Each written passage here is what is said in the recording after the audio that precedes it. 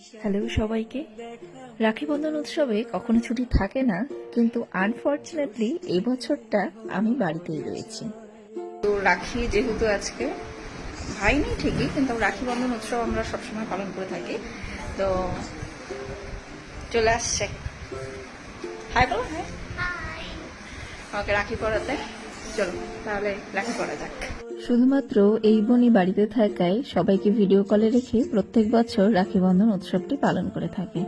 কিন্তু যেহেতু এবছর আমি এখানে রয়েছি, তাই আমার সাথে দেখা করতে ও সকাল সকাল চলে এসেছে। আমিও তৈরি হয়ে নিয়েছি। এরকম কিছু না দিতে পারলেও বোনের পছন্দের ইমাদাচি করে দিয়েছিলাম।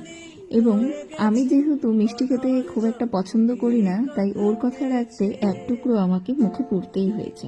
বাকি সব বোনেরা একসাথে থাকলে আর একটু ভালো লাগতো, কিন্তু সেই উপায় তো আর নেই।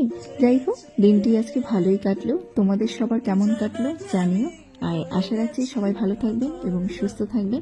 দেখা হবে পরে কখনো নেক্সট ভিডিওতে।